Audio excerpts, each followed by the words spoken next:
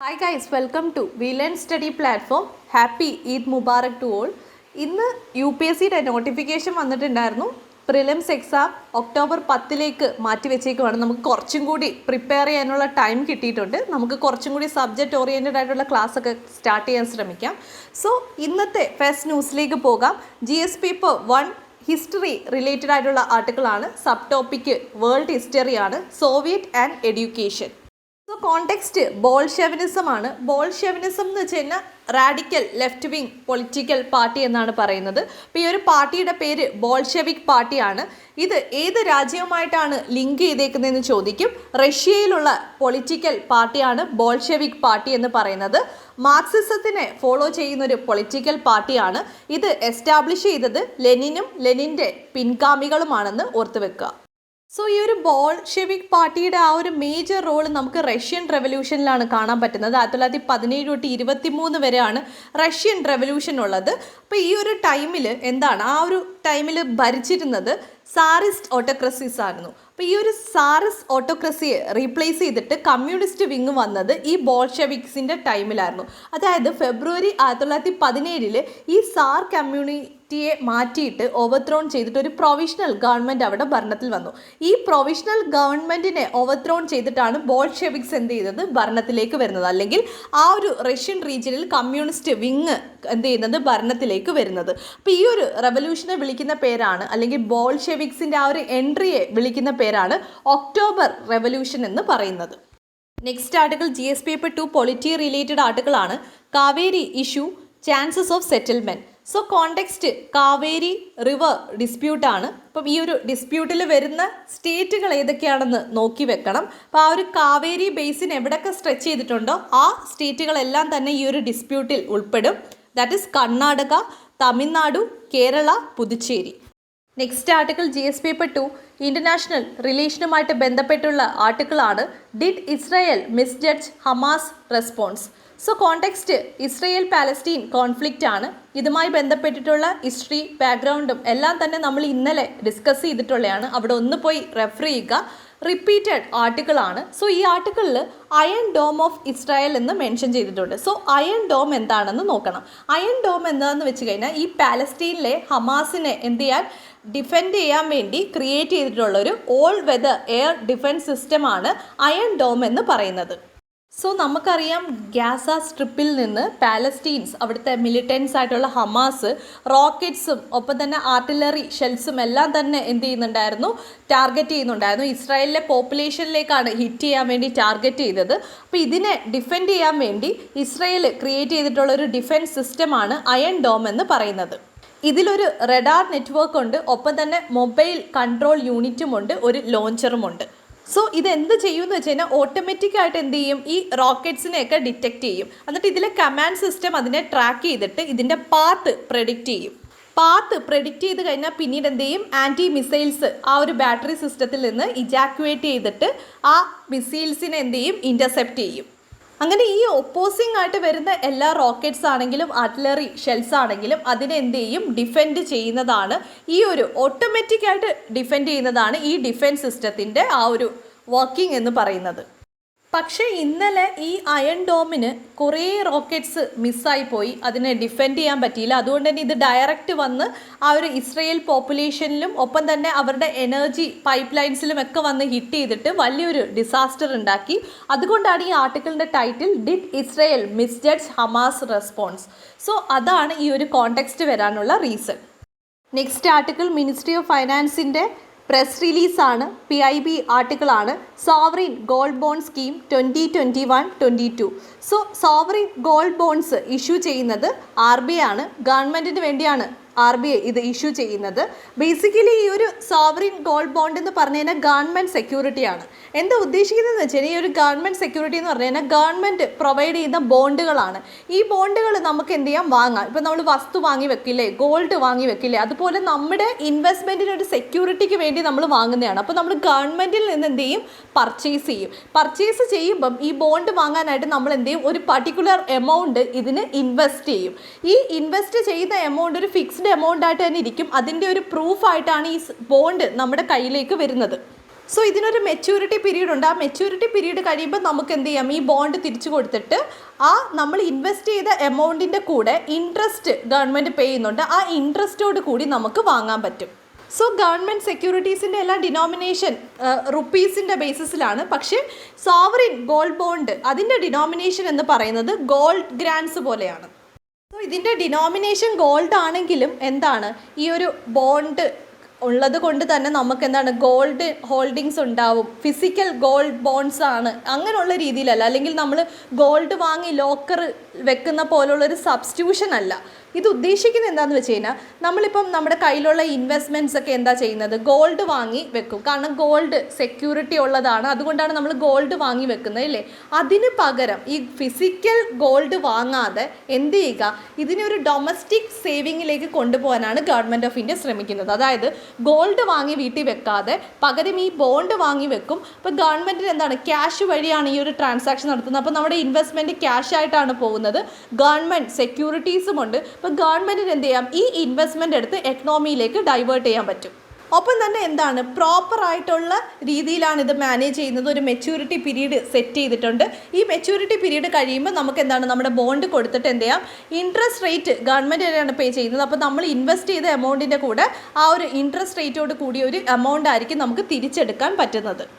നമുക്കറിയാം എക്കണോമി ഒരു സ്ട്രെസ്ഫുൾ ആയിട്ടുള്ള ഒരു കണ്ടീഷനിലാണ്, നമ്മുടെ എക്കണോമി വോളറ്റൈലായിട്ടാണ് നിൽക്കുന്നത്. അതുകൊണ്ട് തന്നെ ഇൻവെസ്റ്റേഴ്സ് എന്താ ചെയ്യുന്നതെന്ന് വെച്ച് കഴിഞ്ഞാൽ എന്ത് ചെയ്യും, ഗോൾഡ് വാങ്ങി സൂക്ഷിക്കാൻ അല്ലെങ്കിൽ ഗോൾഡിന് വേണ്ടി ഇൻവെസ്റ്റ് ചെയ്യാൻ ശ്രമിക്കും. കാരണം വോളറ്റൈലായിട്ടൊരു എക്കണോമി ആയതുകൊണ്ട് തന്നെ ക്യാഷ് അത്ര സേഫ് അല്ല, അല്ലെങ്കിൽ സേവിങ്സ് അത്ര സേഫ് അല്ല എന്ന് വിചാരിച്ചിരിക്കുമ്പം ഗോൾഡിലേക്കായിരിക്കും പോകുന്നത്. അതുകൊണ്ട് തന്നെ ആണ് ഗവൺമെൻറ് ഓഫ് ഇന്ത്യ എന്ത് ചെയ്തത്, ഇത്തരത്തിലൊരു sovereign gold bond scheme initiate ചെയ്തത്. Next article GS paper 3 international റിലേഷനുമായിട്ട് ബന്ധപ്പെട്ടുള്ള ആർട്ടിക്കിളാണ്. 100 days after the coup. So മ്യാൻമാറിലെ സൈനിക അട്ടിമറിയുമായി ബന്ധപ്പെട്ടിട്ട് ഒരുപാട് ആർട്ടിക്കിൾ നമ്മൾ ഡിസ്കസ് ചെയ്തിട്ടുള്ളതായിരുന്നു. അപ്പോൾ ഇതും ASEAN-ഉമായിട്ട് കണക്ട് ചെയ്തിട്ടാണ് ഇന്നത്തെ ആർട്ടിക്കിൾ വരുന്നത്. അപ്പോൾ ഈ ഒരു 1960 തൊട്ട് 2010 വരെ മ്യാൻമാർ എന്ന് പറയുന്നത് മിലിറ്ററി ഗ്രൂപ്പിൻ്റെ അണ്ടറിലായിരുന്നു. മ്യാൻമാറിലെ മിലിറ്ററി ഗ്രൂപ്പിനെ വിളിക്കുന്ന പേരാണ് ജന്ത എന്ന് പറയുന്നത്. അതുകൊണ്ട് തന്നെ 1960 തൊട്ട് 2010 വരെയുള്ള ആ ഒരു റൂളിനെ നമുക്ക് റൂൾ ഓഫ് ജന്ത എന്ന് വിളിക്കാം. സോ ഈ റൂളിംഗ് നടത്തുന്ന ആ ഒരു ആർമിയുടെ പേരാണ് തത്മദാവ് എന്നാണ് പറയുന്നത്. സോ ആ ഒരു റൂളിനെ വിളിക്കുന്ന പേര് റൂൾ ഓഫ് ജന്ത എന്ന് പറയും. അവിടുത്തെ ആർമി അറിയപ്പെടുന്നത് തത്മദാവ് എന്നാണ്. എന്നാൽ ഈ ഒരു വെസ്റ്റേൺ കൺട്രീസിൽ നിന്നുള്ള എക്കണോമിക് സാങ്ഷൻസും ഈ വെസ്റ്റേൺ രാജ്യങ്ങളൊക്കെ എന്താണ്, അവർ തമ്മിലിടയിലുള്ള ടൈഅപ്പുകളൊക്കെ നിർത്താൻ തുടങ്ങിയപ്പോഴേക്കും ഈ ഒരു പ്രഷർ കാരണം മ്യാൻമാർ പതുക്കെ എന്ത് ചെയ്തു, ഡെമോക്രസിയിലേക്ക് വന്നു. അങ്ങനെ 2010 കൂടിയാണ് എന്ത് ചെയ്തു, ഒരു പാർഷ്യൽ കോൺസ്റ്റിറ്റ്യൂഷൻ അവിടെ സെറ്റപ്പ് ചെയ്യാൻ തുടങ്ങിയത്. പിന്നീട് 2015 ആയപ്പോഴേക്കും ഒരു ഫുൾ ഡെമോക്രാറ്റിക് രാജ്യമായിട്ട് മ്യാൻമാർ മാറി. ഡെമോക്രസി ഉണ്ടാവുമെങ്കിൽ അവിടെ എലക്ഷൻ ഉണ്ടായിരിക്കും. ആ എലക്ഷന് വിൻ ചെയ്തിട്ടുള്ള ഒരു പാർട്ടിയുടെ പേരാണ് NLD എന്ന് വെച്ച് കഴിഞ്ഞാൽ നാഷണൽ ലീഗ് ഫോർ ഡെമോക്രസി എന്നാണ്. ഇത് ഹെഡ് ചെയ്തേക്കുന്നത് നോബൽ പ്രൈസ് വിന്നറായിട്ടുള്ള ഓങ് സാൻ സൂകിയാണ്. അപ്പോൾ അദ്ദേഹത്തിന് എന്താണ്, ഗ്ലോബലി തന്നെ ഒരു പോപ്പുലാരിറ്റി ഉള്ളത് കൊണ്ട് തന്നെ എളുപ്പം തന്നെ അവിടുത്തെ സിവിലിയൻ പോപ്പുലേഷനിലേക്ക് ആ ഒരു പോപ്പുലാരിറ്റി അദ്ദേഹത്തിന് കൊണ്ടുവരാൻ പറ്റി. 1990 മുതൽ ഈ NLD എന്ന് പറയുന്ന പാർട്ടി അവിടുത്തെ മിലിറ്ററിക്ക് എഗെയിൻസ്റ്റ് ആയിട്ട് ഫൈറ്റ് ചെയ്തുകൊണ്ടിരുന്നതായിരുന്നു. പിന്നീടാണ് ഈ പാർട്ടി എന്ത് ചെയ്തത്, സക്സസ്ഫുൾ ടേമിലേക്ക് വന്നത്. അങ്ങനെ മ്യാൻമാറിൽ ഡെമോക്രസി വരുന്നു. തുടരെ ഇവരിങ്ങനെ ഭരണത്തിലേക്ക് വന്നു തുടങ്ങിയപ്പോഴാണ് മിലിറ്ററിക്ക് ഒരു അസ്വസ്ഥത ഉണ്ടാവാൻ തുടങ്ങിയത്. ഇതിങ്ങനെ കൊണ്ടുപോയാൽ ശരിയാവില്ല, അല്ലെങ്കിൽ അവരുടെ പവർ കുറഞ്ഞു വരുന്നതായിട്ട് അവർ കാണാൻ തുടങ്ങി. സോ മിലിറ്ററി എന്ത് ചെയ്തു എന്ന് വെച്ച് കഴിഞ്ഞാൽ കോൺസ്റ്റിറ്റ്യൂഷൻ അമെൻമെൻ്റ് എല്ലാം ഫ്രോഡുലൻ്റ് ആണെന്ന് പറയാൻ തുടങ്ങി. അങ്ങനെ ഈ ഒരു പോപ്പുലാരിറ്റി എന്ത് ചെയ്യാൻ കുറയ്ക്കാനായിട്ട് പല മാർഗങ്ങളും സ്വീകരിച്ചു. അതുകൊണ്ട് തന്നെ എലക്ഷൻസ് ഒന്നും പ്രോപ്പർ അല്ലായിരുന്നു, എലക്ഷൻസ് അട്ടിമറി നടന്നിട്ടുണ്ടെന്നൊക്കെ ആരോപിക്കാൻ തുടങ്ങി. പക്ഷേ ഇതൊന്നും വർക്കൗട്ട് ആവാതെ ആയപ്പോഴാണ് എന്ത് ചെയ്തത്, മിലിറ്ററി പെട്ടെന്ന് അവിടുത്തെ പൊളിറ്റിക്കൽ പവറിനെ ക്യാപ്ചർ ചെയ്തു. ഒപ്പം തന്നെ എലക്റ്റഡ് ഗവൺമെൻറ്റിനെ അബോളിഷ് ചെയ്തിട്ട് പൊളിറ്റിക്കൽ ലീഡേഴ്സിനെ എല്ലാം അറസ്റ്റ് ചെയ്തു. അങ്ങനെ ഡെമോക്രസിയെ സ്റ്റെബിലൈസ് ചെയ്യാൻ എന്ന പേരിൽ അവർ എന്ത് ചെയ്തു എന്ന് വെച്ച് കഴിഞ്ഞാൽ ഈ പൊളിറ്റിക്കൽ ലീഡേഴ്സിനെല്ലാം അറസ്റ്റ് ചെയ്തിട്ട് വീണ്ടും മ്യാൻമാറിനെ പഴയ മിലിറ്ററി റൂളിലേക്ക് കൊണ്ടുവന്നു. ഒപ്പം തന്നെ ഈ ഒരു ഡെമോക്രസി സ്റ്റെബിലൈസ് ചെയ്യാൻ വേണ്ടി 1 വർഷത്തേക്ക് നാഷണൽ എമർജൻസി മിലിറ്ററി എന്ത് ചെയ്തു, ഡിക്ലെയർ ചെയ്യുകയും ചെയ്തു. മിലിറ്ററിയുടെ ഈ ഒരു ഇലീഗൽ മൂവിനെതിരായിട്ട് അവിടുത്തെ ജനങ്ങൾ സ്ട്രീറ്റിലേക്ക് ഇറങ്ങി. മിലിറ്ററിക്ക് എഗെയിൻസ്റ്റ് ആയിട്ട് പ്രൊട്ടസ്റ്റുകൾ സ്റ്റാർട്ട് ചെയ്തു. ഏകദേശം 2 മാസത്തോളം അവർ പ്രൊട്ടസ്റ്റ് ചെയ്തു. അതുകൊണ്ട് തന്നെ ഇതിനെന്താണ് ഇൻ്റർനാഷണലി നല്ലൊരു പോപ്പുലാരിറ്റി കിട്ടി. അങ്ങനെ മനസ്സിലാക്കിയപ്പം മിലിറ്ററി എന്ത് ചെയ്തു, ബ്രൂട്ടൽ വയലൻസ് സ്റ്റാർട്ട് ചെയ്തു. നല്ല രീതിയിലുള്ള ഹ്യൂമൻ റൈറ്റ് വയലേഷൻ ആയിരുന്നു അവിടെ നടന്നുകൊണ്ടിരുന്നത്. ഈവൻ അവിടുത്തെ ഒപ്പോസിഷൻ പാർട്ടി ഒരു പാരലൽ ഗവൺമെൻറ് ഒക്കെ ക്രിയേറ്റ് ചെയ്തിട്ടുണ്ടായിരുന്നു. പക്ഷേ മിലിറ്ററി ഇതും അട്ടിമറിച്ചു. ഒരു മാർഗങ്ങളും, അത് ജനങ്ങളുടെ സൈഡിൽ നിന്നുള്ള പ്രൊട്ടസ്റ്റ് ആണെങ്കിലും ഇവിടുത്തെ ലീഡേഴ്സ് ഒപ്പോസിഷൻ പാർട്ടി നടത്തിയിട്ടുള്ള ശ്രമങ്ങളാണെങ്കിലും ഒന്നും തന്നെ സക്സീഡ് ചെയ്യാൻ അവർക്ക് സാധിച്ചില്ല. ഇവിടെയാണ് ASEAൻ്റെ റോള് നമ്മൾ മനസ്സിലാക്കേണ്ടത്. ASEAN എന്ന് വെച്ച് കഴിഞ്ഞാൽ 10 സൗത്ത് ഈസ്റ്റ് രാജ്യങ്ങൾ കൂടിച്ചേർന്നിട്ടുള്ളൊരു ഓർഗനൈസേഷനാണ്. ഇതൊരു എക്കണോമിക് ഓർഗനൈസേഷൻ മാത്രമല്ല എന്ന് ഓർത്ത് വെക്കുക. അതായത് ഒരു പൊളിറ്റിക്കൽ ഗ്രൂപ്പിങ്ങും കൂടിയാണ്. അതായത് ഒരുപാട് പൊളിറ്റിക്കൽ പ്രിൻസിപ്പിൾസിൻ്റെ ഒബ്ലിഗേഷൻസും ഇതിലെ മെമ്പർ കൺട്രീസ് സൈൻ ചെയ്തിട്ടുണ്ട്. അതായത് ഡെമോക്രസി, അതുപോലെ തന്നെ കോൺസ്റ്റിറ്റ്യൂഷൻ നോംസ്, ഇതൊക്കെ പ്രൊമോട്ട് ചെയ്യുമെന്നും അത് കൃത്യമായിട്ട് കൊണ്ടുപോകുമെന്നും ഈ ഒരു മെമ്പർ കൺട്രീസ് കമ്മിറ്റ് ചെയ്തിട്ടുണ്ട്. സോ ASEAനിൽ മ്യാൻമാറും പാർട്ടാണെന്നുള്ളത് ഓർക്കണം. ഇതുപോലുള്ള പൊളിറ്റിക്കൽ ഒബ്ലിഗേഷൻ ഉണ്ടെങ്കിലും, അതായത് ഡെമോക്രസി, കോൺസ്റ്റിറ്റ്യൂഷൻ നോംസ്, ഇതുമായി ബന്ധപ്പെട്ടുള്ള കമ്മിറ്റ്മെൻറ്റ്സ് ഉണ്ടെങ്കിൽ തന്നെയും ASEAൻ്റെ മറ്റൊരു പ്രത്യേകത എന്താണെന്ന് വെച്ച് കഴിഞ്ഞാൽ ഒരു രാജ്യത്തിൻ്റെ ഇൻറ്റേർണൽ അഫയേഴ്സിൽ ഇടപെടില്ല. അങ്ങനെ ഇടപെടില്ല എന്നുള്ള ഒബ്ലിഗേഷൻസും ഇതിലുണ്ട്. എന്നാൽ ഈ ഒരു അട്ടിമറി നടന്നതിന് ശേഷം നമ്മൾ ഈ ഒരു ASEAN ഗ്രൂപ്പിങ്സ് നോക്കുകയാണെങ്കിൽ തന്നെ അതിൽ തന്നെ ഒരു ഡിവിഷൻ കാണാം. അതായത് ഈ ഒരു പൊളിറ്റിക്കൽ കമ്മിറ്റ്മെൻറ്റ്സിൽ ഒരു കോൺഫ്ലിക്റ്റിംഗ് കമ്മിറ്റ്മെൻ്റ് ആണ് നമ്മൾ കാണുന്നത്. കാരണം മ്യാൻമാറുമായിട്ട് അല്ലെങ്കിൽ മ്യാൻമാർ മിലിറ്ററിയെ സപ്പോർട്ട് ചെയ്യുന്ന ക്ലോസ് ഫ്രണ്ട്സ് ആയിട്ടുള്ള തായ്ലൻഡ്, വിയറ്റ്നാം, കംബോഡിയ, ഇതെല്ലാം ASEAN ഗ്രൂപ്പിങ്ങിലെ മെമ്പറാണ്. ഇവരെന്താണ് ഈ ഒരു സൈനിക അട്ടിമറിയെ സപ്പോർട്ട് ചെയ്യുന്നൊരു ഗ്രൂപ്പാണ്. എന്നാൽ തൊട്ടിപ്പുറത്തായിട്ട് ചില രാജ്യങ്ങളുണ്ട്. അവർക്ക് വെസ്റ്റേൺ പ്രഷറുണ്ട്, അല്ലെങ്കിൽ വെസ്റ്റേൺ കൺട്രീസിൻ്റെ ഒരു ഭയമുണ്ട്. ഞങ്ങളെ ത്രെറ്റൻ ചെയ്യുമോ അല്ലെങ്കിൽ ഞങ്ങൾക്ക് സെക്കൻഡറി സാങ്ഷൻസ് ഉണ്ടാകുമോ? ആ ഭയം കാരണം ഈ ഒരു സൈനിക അട്ടിമറിക്ക് എഗെയിൻസ്റ്റ് ആയിട്ട് നിൽക്കുന്ന ASEAN ഗ്രൂപ്പിങ്ങിലെ മെമ്പേഴ്സ് ഉണ്ട്.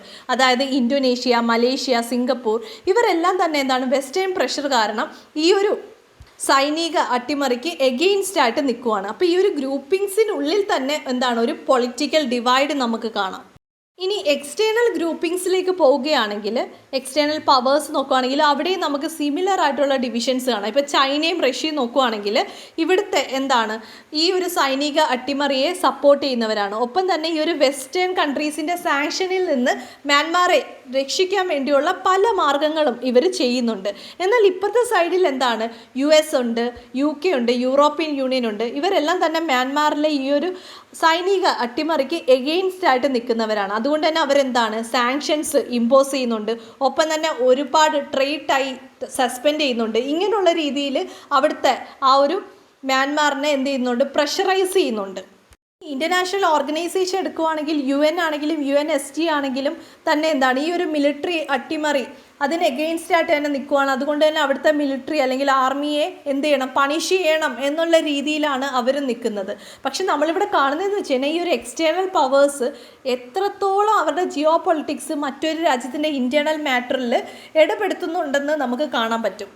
പക്ഷെ നമ്മുടെ രാജ്യമായ ഇന്ത്യ ആണെങ്കിലും ജപ്പാൻ ആണെങ്കിലും ഒരു മിഡിൽ പാത്താണ് സ്വീകരിച്ചേക്കുന്നത്. അതുകൊണ്ട് തന്നെ ഒരു അനുരഞ്ജനമാണ് ഇന്ത്യയും ജപ്പാനും ഒക്കെ ഉദ്ദേശിക്കുന്നത്. ഒന്ന് സംസാരിച്ച് കാര്യങ്ങൾ 2 സൈഡിൽ നിന്ന് കേട്ട് ഒരു പരിഹാരം കണ്ടെത്താനാണ് ഇന്ത്യയും ജപ്പാനും ഉദ്ദേശിക്കുന്നത്. അതുകൊണ്ട് തന്നെ ഈ ഒരു ഡിവൈഡിനിടയിൽ നേരത്തെ പറഞ്ഞ കണക്ക് ASEAN ഗ്രൂപ്പിലുള്ള പൊളിറ്റിക്കൽ ഡിവൈഡും എക്സ്റ്റേണൽ പവേഴ്സിൻ്റെ ജിയോ പൊളിറ്റിക്കൽ ഡിവൈഡിനും ഇടയിലുള്ള ഒരു മിഡിൽ പാത്താണ് ഇന്ത്യയും ജപ്പാനും സ്വീകരിച്ചേക്കുന്നത്. സോ ഈ ഒരു ആർട്ടിക്കിൾ സജസ്റ്റ് ചെയ്യുന്നത് എന്താണെന്ന് വെച്ച് കഴിഞ്ഞാൽ ഈ ഒരു ASEAN പ്ലാറ്റ്ഫോം യൂസ് ചെയ്തുകൊണ്ട് തന്നെ ഈ ഒരു കാര്യം നമുക്ക് സോൾവ് ചെയ്യാം എന്നാണ് പറയുന്നത്. മുമ്പും ASEAN ഗ്രൂപ്പിങ്സ് ഒരുപാട് കാര്യങ്ങൾ ഇതുപോലെ പരിഹരിച്ചിട്ടുണ്ട്. അതുകൊണ്ട് തന്നെ ഒരു 5 പോയിന്റ് കൺസെൻസസ് ആണ് ഇതിൽ സജസ്റ്റ് ചെയ്യുന്നത്. അതായത് ഫസ്റ്റ് നമുക്ക് വേണ്ടുന്നത് ഈ വയലൻസ് എൻഡ് ചെയ്യുക എന്നുള്ളതാണ്. കാരണം ഇവിടെ ഇപ്പം സിവിലിയൻസും മിലിറ്ററിയും തമ്മിൽ ബ്രൂട്ടലായിട്ടുള്ള വയലൻസ് ആണ് ചെയ്യുന്നത്. അപ്പം ബേസിക് ആയിട്ടുള്ള ഒരുപാട് ഹ്യൂമൻ റൈറ്റ് വയലേഷൻ അവിടെ നടക്കുന്നുണ്ട്. അതുകൊണ്ട് തന്നെ ഈ ഒരു വയലൻസിൻ്റെ ഒരു എൻഡിങ് ആണ് നമുക്ക് ഫസ്റ്റ് വേണ്ടുന്നത്. സെക്കൻഡ് സൊല്യൂഷൻ എന്താണെന്ന് വെച്ച് കഴിഞ്ഞാൽ ഓൾറെഡി തന്നെ അവിടെ വയലൻസ് ഉണ്ടായിട്ടുണ്ട്. അതുകൊണ്ട് തന്നെ കുറേ പേർക്ക് എന്താണ് ഒരുപാട് ആവശ്യങ്ങളുണ്ട്, അല്ലെങ്കിൽ സഹായങ്ങൾ ആവശ്യമുണ്ട്. അതുകൊണ്ട് തന്നെ ഹ്യൂമാനിറ്റേറിയൻ അസിസ്റ്റൻസ് എന്താണ് നഷ്ടപരിഹാരമായിട്ട് അല്ലെങ്കിൽ സഫർ ചെയ്യുന്ന ആൾക്കാരിലേക്ക് കൃത്യമായിട്ട് ഡെലിവർ ചെയ്യണം. അതായത് വയലൻസ് മാത്രം എൻഡ് ചെയ്താൽ പോരാ, എന്താണ് ഹ്യൂമാനിറ്റേറിയൻ അസിസ്റ്റൻസും കൂടി പ്രോപ്പറായിട്ട് ഡെലിവർ ചെയ്യണം. ഈ ഒരു വയലൻസ് എൻഡ് ചെയ്ത് ഹ്യൂമാനിറ്റേറിയൻ അസിസ്റ്റൻസ് പ്രോപ്പറായിട്ട് ഡെലിവർ ചെയ്ത് കഴിഞ്ഞാൽ, ഇത് രണ്ടും കഴിഞ്ഞാൽ നെക്സ്റ്റ് ചെയ്യേണ്ടതെന്ന് വെച്ച് കഴിഞ്ഞാൽ കൺസ്ട്രക്റ്റീവായിട്ടുള്ള ഒരു ഡയലോഗ് ഇനിഷ്യേറ്റ് ചെയ്യണം. അതായത് അവിടുത്തെ സിവിലിയൻസിനെ കൊണ്ടുവരണം, മിലിറ്ററിയെ കൊണ്ടുവരണം, അവിടുത്തെ പൊളിറ്റിക്കൽ ലീഡേഴ്സിനെ കൊണ്ടുവരണം. അപ്പോൾ ഇവരെ എല്ലാം കൂടി ഒരു പ്ലാറ്റ്ഫോമിൽ കൊണ്ടുവന്നിട്ട് ഒരു കൺസ്ട്രക്റ്റീവ് ഡയലോഗിലൂടെ ഒരു പ്രശ്ന പരിഹാരം കൊണ്ടുവരണം. അതിന് വേണമെങ്കിൽ ASEAN പ്ലാറ്റ്ഫോം യൂസ് ചെയ്തിട്ട് ഒരു സ്പെഷ്യൽ ഓൺവോയെ അപ്പോയിൻ്റ് ചെയ്യാം, അല്ലെങ്കിൽ ഒരു മീഡിയേറ്ററിനെ അപ്പോയിൻ്റ് ചെയ്തിട്ട് ഈ കാര്യങ്ങളെല്ലാം എന്ത് ചെയ്യാം, കോർഡിനേറ്റ് ചെയ്യാൻ ഏൽപ്പിക്കാം. എന്നാൽ ഇതിൽ എടുത്തു പറയുന്ന മറ്റൊരു കാര്യം എന്താണെന്ന് വെച്ച് കഴിഞ്ഞാൽ, നേരത്തെ നമുക്കറിയാം മ്യാൻമാറിൽ നിന്ന് എന്താണ് പേഴ്സിക്യൂട്ട് ചെയ്തിട്ടുള്ളതാണ് റോഹിംഗ്യാസ് എന്ന് പറയുന്നത്. അപ്പോൾ ആ ഒരു റോഹിംഗ്യ കമ്മ്യൂണിറ്റീസിൻ്റെ ഇഷ്യൂസ് ASEAN കൊണ്ടുവന്നിട്ടുണ്ടായിരുന്നു. ഒപ്പം തന്നെ ഈ ഒരു പൊളിറ്റിക്കൽ ലീഡേഴ്സിനെ അറസ്റ്റ് ചെയ്തു എന്ന് പറഞ്ഞില്ലേ, ഈ അറസ്റ്റിൽ നിന്ന് അവരെ റിലീസ് ചെയ്യണം. ഇതുമായി ബന്ധപ്പെട്ടിട്ട് ASEANസ് എന്ത് ചെയ്തിട്ടുണ്ട്, മിലിറ്ററി ആയിട്ട് കമ്മ്യൂണിക്കേറ്റ് ചെയ്യാൻ ശ്രമിച്ചിട്ടുണ്ടായിരുന്നു. ഇത് നല്ലൊരു ഫെയിലിയർ ആയിട്ടുള്ള അറ്റംപ്റ്റ് ആയിരുന്നു. അതുകൊണ്ട് തന്നെ ഈ മിലിറ്ററീസ് ASEAൻ്റെ ഈ രണ്ട് ഇനിഷ്യേറ്റീവ്സിനെയും റിജക്റ്റ് ആണ് ചെയ്തത്. അതുകൊണ്ട് തന്നെ പുതിയ ഡയലോഗ്സ് വരുമ്പം, അതായത് ഇപ്പോഴത്തെ ഒരു കണ്ടീഷൻ എന്ന് വെച്ച് കഴിഞ്ഞാൽ, ഇപ്പോഴത്തെ മ്യാൻമാറിലെ ആ ക്രൈസിസ് മാറ്റണം, അല്ലെങ്കിൽ ആ ഒരു സിവിലിയൻസിനെ പ്രൊട്ടക്റ്റ് ചെയ്യണം, ഈ ഒരു ഹ്യൂമൻ റൈറ്റ് വയലേഷനും കാര്യങ്ങളും എല്ലാം തന്നെ ഒന്ന് സോൾവ് ചെയ്യണം. അപ്പോൾ ഇതാണ് കാര്യം. അതുകൊണ്ട് തന്നെ മുമ്പുള്ള അവർ ഓൾറെഡി റിജക്റ്റ് ചെയ്തിട്ടുള്ള ടോപ്പിക്കുകൾ എന്ത് ചെയ്യാൻ പാടില്ല, ഈ ഒരു കൺസ്ട്രക്റ്റീവ് ഡയലോഗിൽ ഇൻക്ലൂഡ് ചെയ്യാൻ പാടില്ല എന്നും പറയുന്നുണ്ട്. അപ്പോൾ നമ്മളിവിടുത്തെ ഒരു സിറ്റുവേഷൻ അനലൈസ് ചെയ്യുകയാണെങ്കിൽ, അവിടുത്തെ മിലിറ്ററീസിന് എന്താണ് കമ്മ്യൂണിക്കേഷൻ നടത്തി ഇതിനൊരു പ്രശ്നം പരിഹാരത്തിലേക്കൊക്കെ വരാൻ അവർ തയ്യാറാണ്. പക്ഷേ അവരിങ്ങനെ റിജക്റ്റ് ചെയ്ത് നിൽക്കുന്നതിൻ്റെ മെയിൻ റീസൺ എന്ന് വെച്ച് കഴിഞ്ഞാൽ, അവർക്ക് ഓങ് സാൻ സൂകി തിരിച്ച് എന്താണ് ഈ ഒരു പൊളിറ്റിക്സിലേക്ക് തിരിച്ച് വരുന്നത് അവർക്ക് താല്പര്യമില്ല. അപ്പോൾ ആ ഒരു മാറ്റർ എടുത്ത് മാറ്റുക. നമുക്ക് കൺസിഡർ ചെയ്യേണ്ടത് ഇപ്പോഴത്തെ ഒരു കോംപ്ലെക്സ് സിറ്റുവേഷനാണ്. കാരണം തൗസൻഡ്സ് ഓഫ് ആളുകളുടെ ജീവനാണ് ഇപ്പം നമ്മൾക്ക് എന്താണ് ഒരു ക്വസ്റ്റ്യൻ മാർക്കിൽ നിൽക്കുന്നത്. അതുകൊണ്ട് തന്നെ ഏറ്റവും വർക്കബിൾ ആയിട്ടുള്ള സൊല്യൂഷൻ എന്താണെന്ന് വെച്ച് കഴിഞ്ഞാൽ, ഓൾറെഡി തന്നെ മിലിറ്ററി റിജക്റ്റ് ചെയ്തിട്ടുള്ള കാര്യങ്ങൾ അത് കൊണ്ടുവരാതെ ഇപ്പോഴത്തെ ഒരു സിറ്റുവേഷൻസ് പരിഹരിക്കാൻ നോക്കുക. നമുക്കറിയാം എക്സ്റ്റേണൽ പവേഴ്സ് എല്ലാം തന്നെ ഇതിൽ ഇടപെടുന്നുണ്ട്. അവിടെ തന്നെ ഒരു ഡിവിഷനും കാണാൻ പറ്റുന്നുണ്ട്. അതുകൊണ്ട് തന്നെ കൂടുതൽ എക്സ്റ്റേണൽ ഇൻ്റർഫിറൻസ് ഉണ്ടാവുന്നതിന് മുമ്പ് തന്നെ ഇതിനൊരു സൊല്യൂഷൻ കൊണ്ടുവരണം. അതിന് ഏറ്റവും ബെറ്റർ ആയിട്ടുള്ള പ്ലാറ്റ്ഫോം ASEAN തന്നെയാണെന്നാണ് ഈ ആർട്ടിക്കിൾ പറയുന്നത്. Next article GS paper 2 international റിലേഷനുമായിട്ട് ബന്ധപ്പെട്ടുള്ള ആർട്ടിക്കിളാണ്. Bangladesh rebuff China on code warning. So ഈ ഒരു ആർട്ടിക്കിൾ വരാനുള്ള റീസൺ എന്താണെന്ന് വെച്ച് കഴിഞ്ഞാൽ, ബംഗ്ലാദേശിലേക്കുള്ള ചൈനയുടെ അംബാസിഡർ ഒരു കമൻറ്റ് ചെയ്യുകയുണ്ടായി. അതായത് ബംഗ്ലാദേശ് കമ്പൽസറി ആയിട്ടും കോഡ് ഗ്രൂപ്പിങ്ങിൽ നിന്ന് മാറി നിൽക്കണം.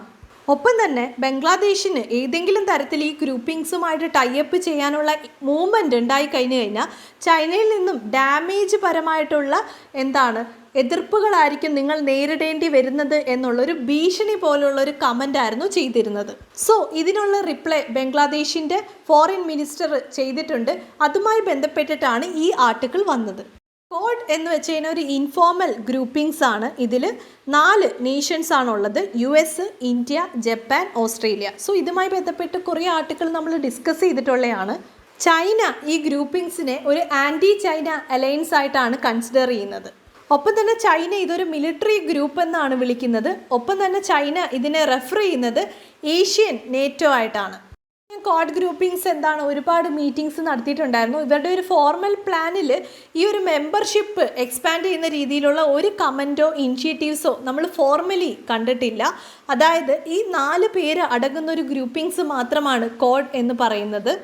മുമ്പ് ട്രംപ് അഡ്മിനിസ്ട്രേഷനുള്ള ടൈമിൽ ട്രംപ് അഡ്മിനിസ്ട്രേഷൻ ഇൻഫോർമലി എന്ത് ചെയ്തിട്ടുണ്ടായിരുന്നു, ശ്രീലങ്ക, ബംഗ്ലാദേശ്, സിംഗപ്പൂർ, ഇന്തോനേഷ്യ, മാൽദീവ്സ് ഇവരെയെല്ലാം ഇൻഫോർമലി ഈ ഒരു ഗ്രൂപ്പിലേക്ക് കൊണ്ടുവരാൻ ശ്രമിച്ചിട്ടുണ്ടെന്നുള്ള റിപ്പോർട്ടുകൾ നമ്മൾ കണ്ടിട്ടുണ്ടായിരുന്നു. പക്ഷേ ഫോർമലി ഇതിൻ്റെ ഒരു ഗ്രൂപ്പിനെ എക്സ്പാൻഡ് ചെയ്യാനുള്ള ഒരു ഇനിഷ്യേറ്റീവ്സും എടുത്തിട്ടില്ല.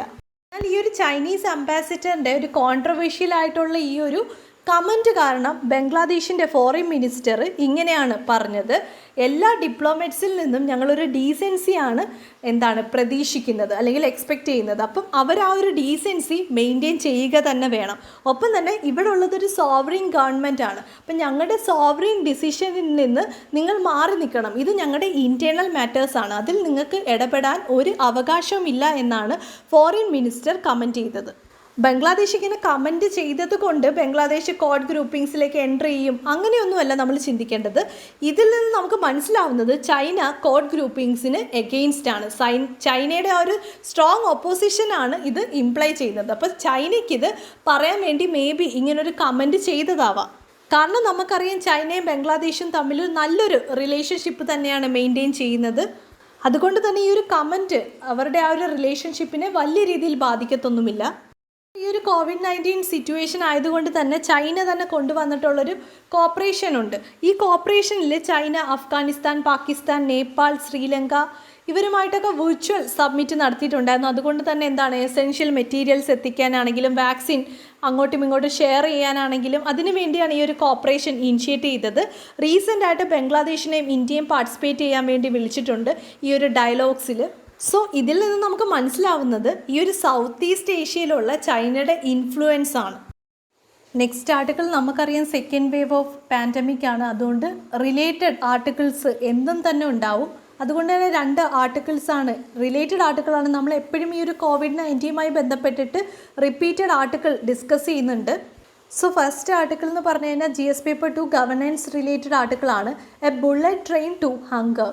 സോ നമുക്കറിയാം ഈ ഒരു പാൻഡമിക് വന്നതോടുകൂടി അല്ലെങ്കിൽ ലോക്ക്ഡൗൺ വന്നതോടുകൂടി ഒരുപാട് പേരുടെ ജീവിതമാർഗ്ഗം നഷ്ടപ്പെട്ടു. അതുമായി ബന്ധപ്പെട്ട് നമ്മൾ മൈഗ്രൻ്റ് വർക്കേഴ്സിൻ്റെയൊക്കെ ആർട്ടിക്കിൾ ഡിസ്കസ് ചെയ്തിട്ടുള്ളതാണ്.